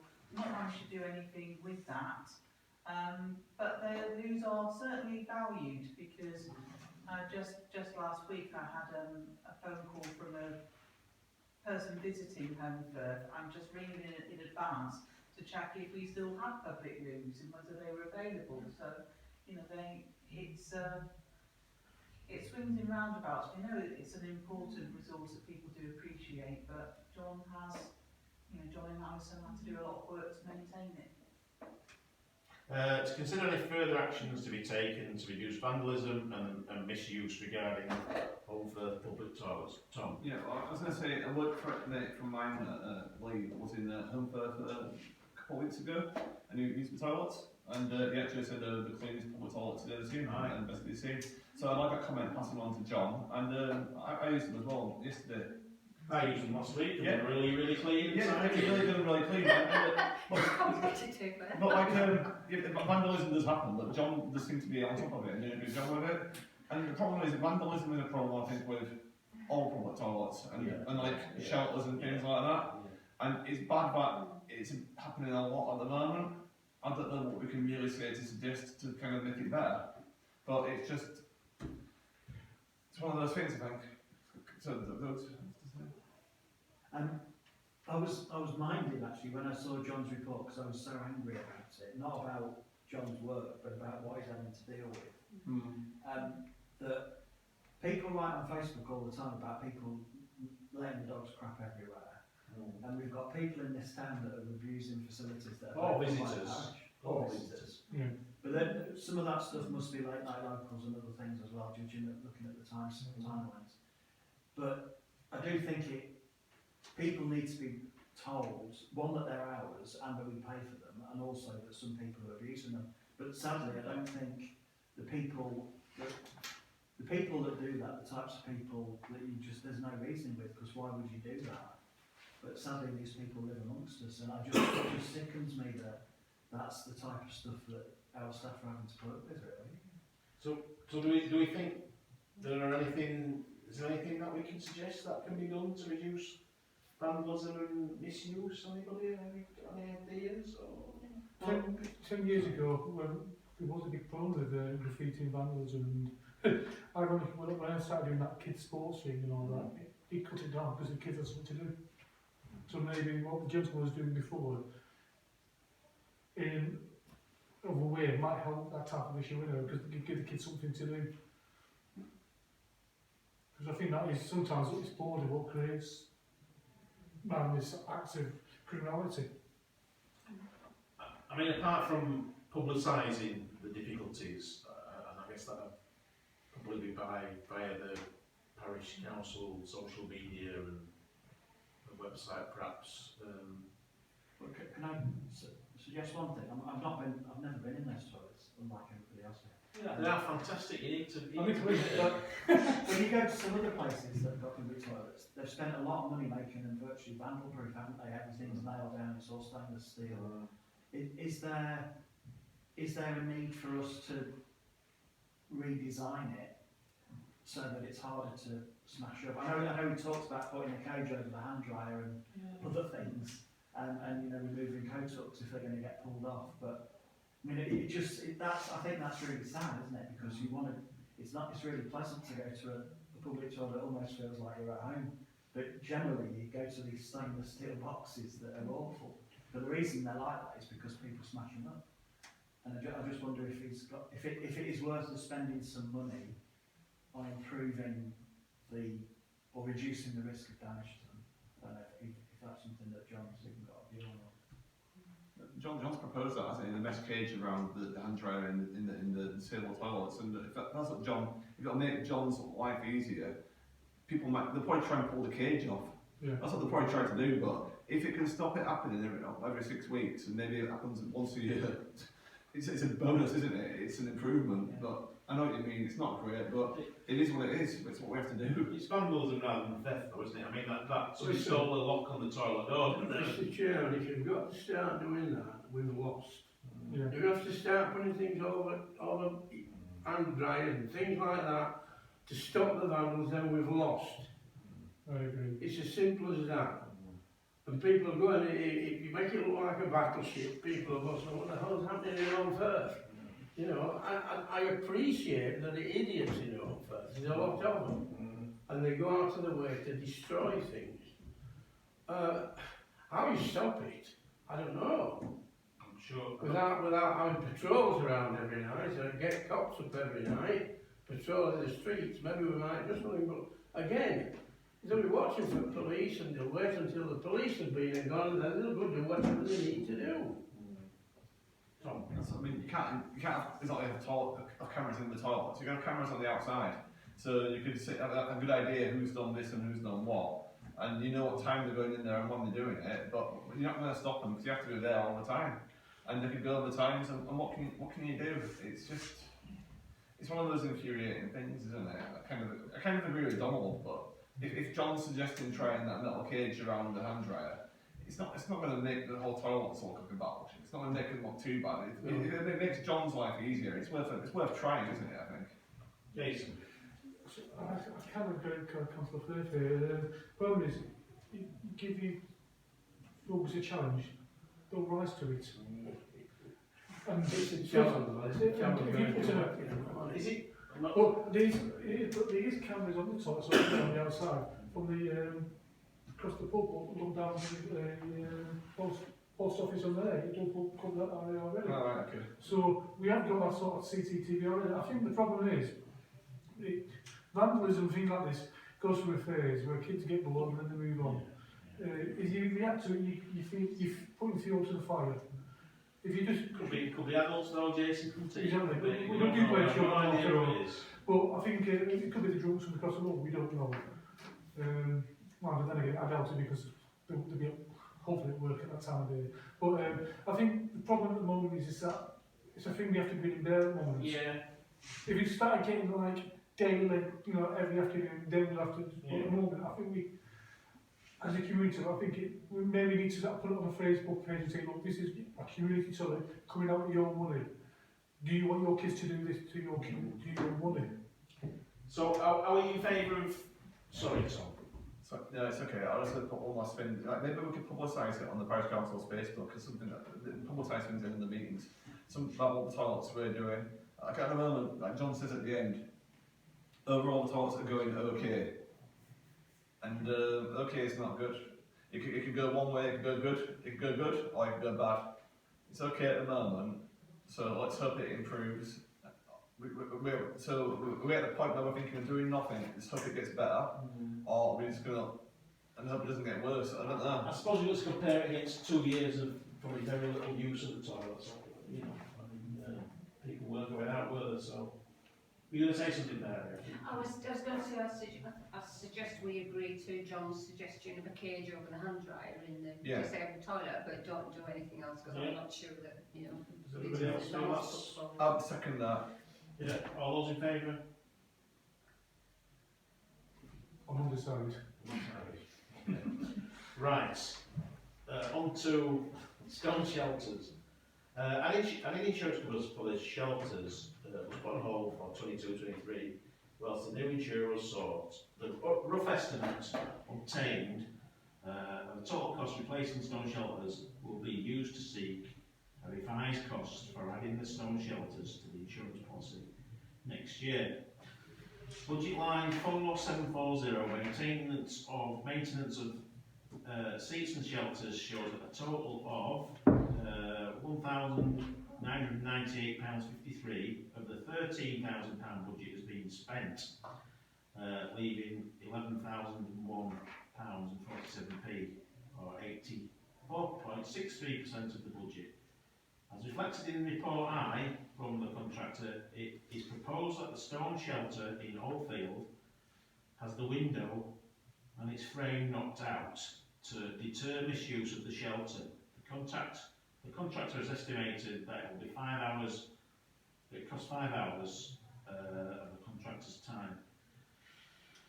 Extensive repairs have been carried out on the Haylead shelter. The roof is now waterproof and doesn't need any more maintenance. I think it just means the roof doesn't need any more maintenance. The maintenance contractor advised that some further structural repair to the Haylead shelter needed to be considered. The walls are rendered with cement and have reached an age where it's coming away from the block wall end. Ideally it needs to be chiselled off and, where necessary, re-rendered in both the back and front shelters. Whilst this is not a danger to anyone, it looks unsightly. The clerk is now awaiting an estimate of cost of plastering. Clerk to report. So I wonder with regards to the Haylead shelter whether, what we're talking about therefore is the ceiling. You're suggesting, Jason, is coming away, and I think, I'm sort of trying to align what you've told me with what John's told me here. But either way, I know he has been chasing up, getting an estimate for some replastering and repair of that. But our concern then seems to be that actually it's not just unsightly, it may still be dangerous. So we'll have a conversation with John about that. So a neighbour passed, went from, I go walking around every day around there, and the neighbour said, look at this on the floor, and there was a piece of the ceiling on the floor. So it's damp, but it's wood rotten. So is it just purely a shelter, or is it used as a bus shelter? It's probably a bus shelter. So people do wait for the bus there. It's one near Bandles. Yeah, I know what you mean. Where the Bandles is, where we go first. Oh, yeah. So it is used by kids every day, twice a day. The only one he hasn't mentioned is the bus shelter in Holmfirth Central. There's Atlantis. Oh, yeah. It's okay, isn't it? Sorry? It's okay, isn't it? It's okay though, isn't it? It's not in bad nick, is it? Yeah, but it's not mentioned on the report. They probably not mentioned it because it's... Does he know it's ours? Yeah, he knows it's ours, yeah. It's in good. Oh, that's fair enough then, but I'm just making... He's always bringing things to our Let's attention. making sure he knows his Yeah. I think that's one that we find out about pretty quickly, isn't it? Yeah. Well, I'd imagine I'm assuming that one is used for the same purposes as the ones at Oldfield, but I'd imagine the council clear it up because it's in the centre of town. Yeah. Whereas the one at Oldfield, I'd imagine nobody goes there from one year to the next to the other. Is that, what about the one on the way to Hamley as well, on Huddersfield Road? Is that parish as well? Well, there are two actually in Humble. Near the caravan place, isn't it? Yeah. That's ours as well, isn't it? All the stone shelters are, unless they've got the metric thing, all the stone We used to have 33 at one time, I don't know, we've got now. Okay, fair enough. Okay, so if we just note the stone shelters update, so to consider approval of works to the Oldfield stone shelter to deter misuse and Yes, I agree with that, Yeah, are we all in favour of that? The only thing I thought on that one is is that not a bus stop anymore? Is it just a shelter out? Because he mentions about walkers using it for shelter. So if it's not a bus stop, are we just maintaining a shelter for walkers? The point I was going to make is, if so, you could take the bench out of it because that might stop people. If people are sitting in there and drinking and sleeping. Stop people when they're having a walk, they might like to have a sit down though. No, I think that's a bad idea because Yeah, 738, isn't it? It is, yeah. It's the way John described it, it sounded like. I don't know whether it's an actual bus shelter, but the freeway goes through Oldfield. Yeah. There's a Bradshaw Road and there's a left across the roads.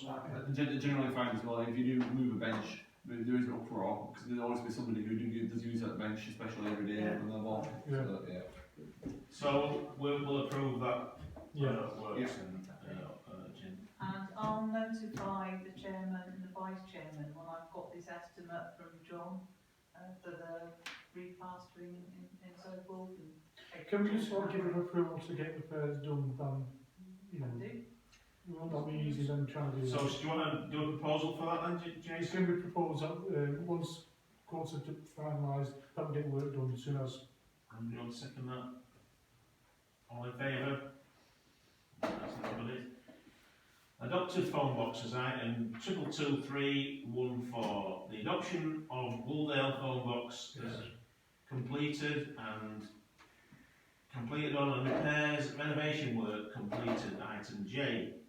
The box is in the custodianship of Wooldale Allotment Society and it is being used as a seed/plant exchange and to offer threshed produce. A ribbon cutting ceremony was held on the weekend as part of the Jubilee celebrations.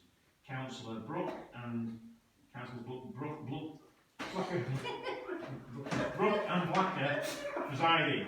It was reported at the last meeting on the 14th of February that the red phone kiosk next to the post office in Holmfirth had been successfully adopted by the parish council.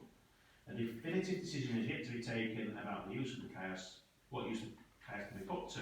The clerk is following a number of leads regarding parties who may be interested in taking on custodianship of the box. With the work on the Wooldale box having been completed, attention can now be given to the refurbishment plans for the box adjacent to the post office as quoted for in item K. Clerk to report. Yes, just to say that there was a typo in that first sentence because I should have included that the adoption of Wooldale phone box completed on the 29th of April 2022. Just to say, BT were really helpful in getting that adoption done. It's been hanging around since autumn 2021. Pat Wally contacted me in February and just said, this was after our last meeting, and she just said, is there any chance it could be all done and dusted for the Jubilee? And BT really responded to get a site engineer out quickly so that it could all go ahead. Lots of social media interested in it, including BBC Radio Leeds, which is good to see. Yeah, so that Sounds good. was lovely. Can I say that they made myself and Councillor Blackhead very welcome to that. It was nice, and I think, you know, for the council, I think we should thank them for the hard work they put into it to do what they've done, and you know. Can we? It's really good as well, isn't it? It's really good. Yeah. It's a shame that somebody had a pre-next accident the day before it's supposed to have opened, but that's life, isn't it? Can we write to an express in the air? And then regarding the Holmfirth phone box, actually, Home Pride, Win Harrison's been on the case, seeking out some comments on what that Holmfirth post office phone box could be used for. So I am following that up still. What I would like to suggest is that once we've got a firm idea of what the use of that box might be, to get it decorated, you know, and refurbished sooner rather than later. Mr Chair, I think, did we sort of ask the climate emergency if they would be interested in it? Did they ever respond? It will be on the agenda for the Climate Emergency Committee meeting at the next Right, meeting. because I mean, personally, I think that would be more apt at the moment that the climate emergency have priority on that one, because it's an ongoing project, and I think, you know, the space they can use might be handy. Doug's.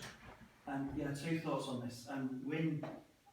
Win from Home Pride had started a conversation on Facebook, which actually didn't really get many comments. He's got this idea which is pitching, which is basically to turn it into a vegetable swap place where people can put vegetables and take them away. And the reason I don't agree with that is because we've already got somebody doing that next to Longleat Cafe. So, and the other issue with that is, it would mean that the phone box is left open, and I think a phone box in the town centre that's left open will be used for other nefarious activities. So, the idea that I had, and this was a year ago, was to basically make it into a space that could be rented out by any community group to publicise their projects. So maybe Film Festa might have it for 2 weeks and go up to Film Festival, the Folk Festival, food and drink. But equally other charities and the parish council, if we were doing a campaign on, say, Walk to School campaign, and they could use it for like pop-up events, or on Saturday they could be there and use it as their base. But you basically have a system whereby, a bit like a notice board, and people would request to use it, be given the keys, they decorate it, and then they clear out and somebody else moves in. The reason why I think that's a stronger suggestion, one, round here vegetables only grow for a few months of the year, and most people, apart from courgettes and other things, they haven't really got much to give away. But I think also you end up with people just chucking cabbages at each other on a Friday night in Hanford. So, and also, I think if you were going to do a veg swap, the community garden people might be interested in a collaboration on that. But my other thought on this, and this is a bit trickier, the West Yorkshire Community Transport people have got the one at the top of Victoria Street. That would be they would be much better to have the one near the bus station. We'd be much better to have the one that's not near the bus station, because we've seemed to have the wrong. That if they want to create a community transport information point, the best place to have it is near the post office and the bus. So I'm assuming these things are quite difficult to negotiate, but my other thought was, would they swap? So we've got one on the top of Victoria Street that might be a more usable event space than a community transport space. But I'm aware that's trickier. But I do think there's other thoughts we could have for it, and I would certainly be pitching. I've already volunteered actually to say I'm happy to be the booking secretary for it if we needed that. Sorry, two more words now. I totally agree with everything Doug said. That really makes sense, and it's a good idea about the projects, the events, and things like that. Were you suggesting as well that we should maybe have locks on them? So yeah, it would just be locks. Yeah, so it's just basically like. I was going to say the one across from by the post office. It would be really easy with John Ford just to open and close it and lock it all night. I'm not sure about the other one. It'd be a bit more tricky to get up there and lock it for John, but somebody can do it. Or I don't know. Well, I think in my head it would be just like the notice boards downstairs. It would just have a lock on it. So whichever group's got access to it, give them the key or give them the code. They decorate it, and then when they move out, somebody else moves in. But there's no. It's not like one of these open phone boxes like you see these book swaps and other places. Because I'm just thinking that in the town centre it would just attract. Back in 2 minutes. Okay, so we'll just note the update about Wooldale phone box. Sorry, James. Yeah, the only issue I've got with Councillor Doug, Kerry's proposal is that, yes, Doug said that Kerry will look after the keys and all that, but once he's no longer, I can see that eventually you're no longer a councillor, you've got responsibility going to the clerk, and then it's a lot of work. I do appreciate what you said. It is a jolly good idea, but the work for it will be very much be put on the clerk or the deputy clerk, and I don't think that would be fair. I know you said you would do it, but if you're no longer a councillor in the next election, you can't do it. Another councillor could do it. Yeah, but then you rely on that Or some of the stuff. the community could do it. I think there's people who'd be prepared to do it. I think the problem is you don't know. We can't rely on the main to do. So, it's a good idea. I mean, the key is a good idea where we could ask John to put a lock on for that. But whoever group takes it so they can be responsible. But the idea of renting it out for 2 weeks at a time or for 2 days, I think it's going to be too much work for. Because you can get confusing, because if one person says, oh yeah, do it, and they forget to tell somebody else, it's going to cause problems, and I think, we don't want that as a parish council. I think there's enough work done already to let somebody else run it themselves, as like done at Wooldale or other areas. Can I address the committee? Yeah, of course. So just to say, Pat Pat Wally did talk to John about having a lock, and John said to Pat that it's very difficult to put a lock on. Now I'm quite happy to have a conversation with John and see how possible it is to put a lock on. It's indeed all them lots of They have put a lock on, haven't they? I don't think they have it all down. That was No, it's not the wall down low. I don't They've know. got, they that lot of took out one of the panes right at the bottom and they've got a chain. Oh yeah, that's how it's doing it there. right. Yeah, Yeah. right, so it's I don't think it's the only progress actually. Right, so before our next meeting in September, I will have a conversation with John about that if it's possible. And also just perhaps bring back to September, collate all these ideas, because by then climate emergency will have met. Collate ideas about the post office box, and also I will contact South Yorkshire, South Pennines, isn't it, Transport, and ask them about swap. I know that they certainly weren't prepared to allow the parish council to adopt that box. Yeah. Can I just make it an opinion that I don't think it's good idea to swap with them. I know what Councillor Kelly was saying, you know, it doesn't make no sense, but I think it makes more sense for the parish council to do something there in the centre. But we're going to be painting and giving away to somebody else and have a second hand one for somebody else. And I think that's not fair on public money. So I think we kind of like deferring that consideration and that really till we get more information from. Benches update 222315. Clark would like to thank the councillors and Home Valley residents for their continuing efforts to report issues with any benches found to be in disrepair. The maintenance contractor is to be commended on the swift action taken on several occasions to repair benches which have been damaged. A query has been received regarding 3 benches adjacent to 36 Victoria Street on Firth, formerly the Yorkshire Building Society. The query relates to possible reciting of the 3 benches. Clark to report. So these benches are definitely on our asset register, so they are owned by the parish council. I've not found any agreements, but I do presume that Kirklees owned are responsible for the highway. Certainly the one facing the Huddersfield Road. I believe that some of the area outside the building on Victoria Street may well be shown in the deeds as belonging to the property. So, no, I am aware of that. There's a lack of room on Huddersfield Road frontage at the moment for erecting other benches.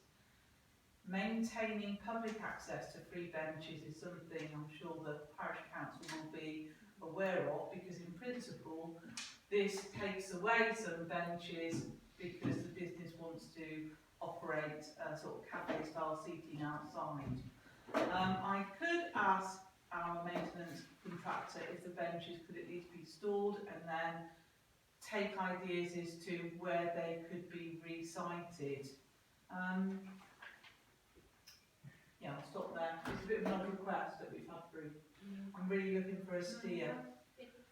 I mean, I feel really uncomfortable about the removal of, you know, what's a public asset and it be turned into a, you know, a private flock house for these businesses. Yeah. And they are nice benches. I don't have a look at them as I walk past, and they are amongst the nicest of the benches, I would say. So if we can find somewhere to recite them, I think that's the way to go. Jason. Yeah, Sorry. it's a quite popular area where people do go and sit down. And I think, you know, to take it away is going to be wrong. Now, I do understand, I can understand there's a business they want to go, is it a cafe or something like that? And he wants to create a seating area outside, which is great, but it's also, the seats were there for a long time before and they brought that building, and maybe the seats were there. And I feel like it shouldn't be taken. I see a lot of young people, a lot of old people, people who can't walk, and they use that to have a rest bank for 5 minutes. And I think to take it away is criminal. I'll go to Doug's first and then you, Donald, because Doug's of his hand up. I have a question, do we, I didn't fully understand what you said, the ownership of where the bench is, do we think it does belong to the shop as part of their apron? It could do. It could. But they haven't proven that. They have not Well, if proven they it. haven't proven that, then I think it's quite clear. If you read the email, Fred, it's sort of implied, but not. This is from Nadia, who's setting up this Beebles project there. So it's the Yorkshire Building Society sold it to a property company, didn't it? Yeah, but now there's a new charity, I think it's going to be a children's disabled. I think it's going to be a cafe effectively, but it's also, because I'm trying to get in touch with a woman who's opening up this project called Beebles there. But the other point, one, I think if they can't prove ownership of the site, then I think the bench remains to be live at first position. But secondly, as part of the proposed work on Victoria Street, there may be things being moved around there anyway, and pavements being moved. So it'd be daft to do anything until we know what the proposals are on Victoria Street, because they may be changing the whole of that streetscape anyway over there. I can't remember what the top end of that model looked like, but certainly they look to be. So I think the position now is we just say that Yeah. Donald. Well, of course, those seats, if they've been vandalised, how well they're vandalised are they? They're not. They're in good condition. They're not very good condition.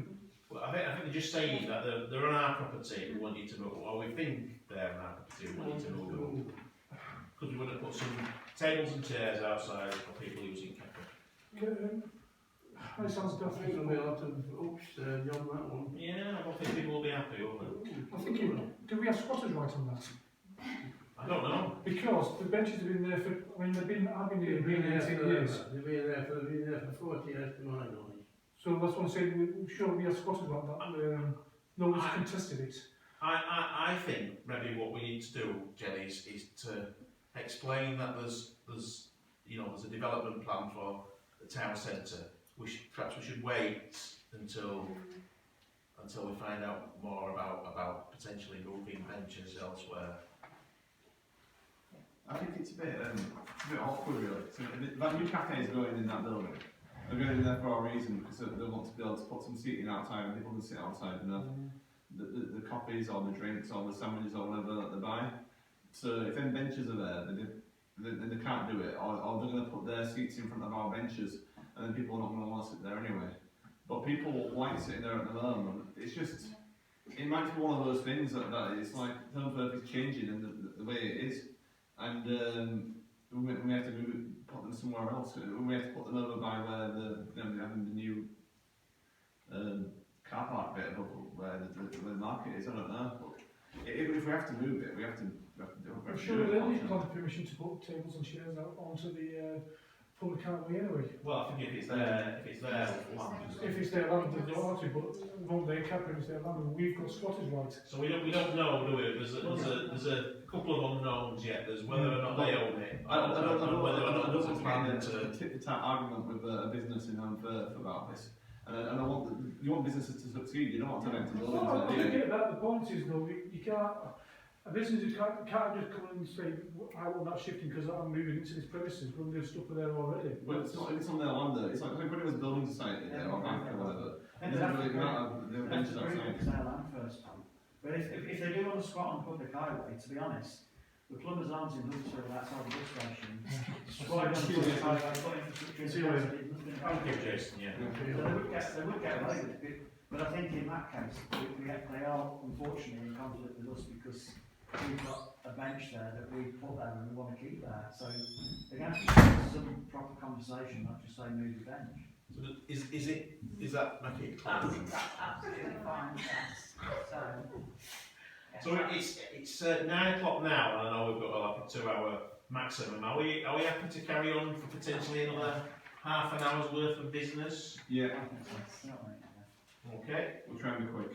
Right, gas, item 222-316, gas island. We're to the end. All right, yeah, sorry. Yeah.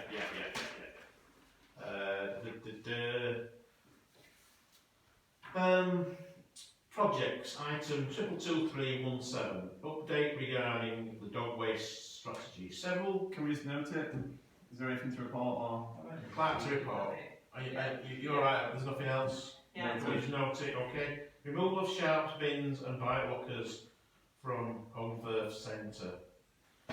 Is this another one to note as well? Yeah. It's another saga, isn't it? Yeah. I think basically you haven't responded, have you, to your last email? I'll get back in touch. Yeah. Although on Facebook, we did congratulate the Jen as Clark for the work she's doing to try. Yeah, did you? Yeah. Yeah, it's been around, but we'll keep going with it, see where we can get. To receive meeting notes regarding the Home Valley Youth Officer. No meetings have been received since the service visit meeting on the 14th of February. Clark to report further. Just to say, I know Council Agrees has been organising meetings regarding youth provision in Honley. Yeah. There may well have been Home Valley Youth Offer meetings, but just haven't received any notes about them. Can I just come in here, because it ties in with what Margaret Dale was saying. There is efforts being done to coordinate the youth offer in the valley, and sadly, I don't think the tech are in touch with. They're dealing directly with the school and the doctors. They're not dealing with the people who are dealing with this, and we do need to have. Are you talking about Kirklees Youth Alliance? Kirklees Youth Alliance, because I think Margaret was confusing it with Kirklees Youth Service. Kirklees Youth Alliance is part of the voluntary sector. But there's desperately a need to have a joined up strategy for the valley, because there's 8,000 we need to spend wisely, and we need to try and make that 8,000 into 16. But I don't think the solution is just to come, if somebody comes and asks for £4,000, we give them £4,000, because that's not fair on the others. No. But I do think there does need to be. I think Susan Greenwood's the person who coordinates that Home Valley Youth Offer, and she should be the person that coordinates any work and include the tech in it. But the tech can't arrive as the new kids on the block and think they can be coordinating something, because they're not really. We need some joined up thinking, lad. That's what we need. Yeah, I totally agree. Like, we gave a grant to the other project, didn't we, for the summer at the last meeting, and they didn't seem to be very aware of it. And it'd be a shame, like, if we were to give some money towards their project, which is good, but we don't want to duplicate with it, do we, at the same time? Because then you might have one that's empty and one that's got people going to it. So you kind of want them to, I totally agree, work together and come to a good solution on it. There's not enough, the sad truth is there's not enough money, and even the ones that have got money can't recruit staff. That's another problem they face. Are you still attending the Well, I'm sort of doing it as part of my day job, but to be honest, I've not heard anything about it myself. And I just remembered where I saw, I said one of the projects was relocating from Phoenix. It's actually on the minutes, isn't it? Because that's Project Communities, which is the... I haven't attended one of those Kirklees Youth Alliance, but the problem is that they're in the middle of the day, and it's difficult to kind of get time out of work really to do it. But I'm happy to get to it, Sean. yeah, that'd be brilliant. Good, thank you. If I can just say, I didn't know we were having people coming. They just turned up. There was no prior warning whatsoever. All right, okay. Okay. I think that guy is the new kind of centre manager, isn't he? So maybe Yeah, well, he's an old trustee actually who stepped up to be a... So maybe he's just finding his feet a little bit. Well, no, what it's about, I know, I've actually been down to visit them. They've got some unused space downstairs, and they wanted to turn it into a music space and another sort of art space. And it's all part. I mean, I haven't got a problem with it, but it's about them trying to find use for some of the space within the tech that's underused. And this is just an idea as part of their business plan, but it's a very fresh idea, which is why they haven't really given us any notice. Yeah, it seems to come out of nowhere really. I've not sort of something I don't do about the things there. Okay, tendering process for maintenance contracts. Putting the maintenance contracts to tender remains. I guess we're just noting this. Yeah, it just needs noting. And Yeah. sorry, just haven't had time. No, that's all right. You've got a lot on the agenda. It's okay, James. Project Communities change of venue. This is a to note item. Does anybody want to read it out, or are you happy to just note it? Which school is it going to? Is it going to the junior infants? Your middle school. I don't know. Not the junior infants, rather than the junior school rather than the infant school. Next door to you. Yeah, across the road from me. Yeah, I was hoping I'd get a quiet summer with the kids Is playing that outside. on Royds Avenue? Yeah. It's across the road from where I live, so That's Really? it's going to be some holidays. We sit in the garden when I'm working from home and get no noise. Next time. Okay, so the other one is a to-note. I know Doug's has sort of mentioned it a little bit. Are we happy to note it? Yeah.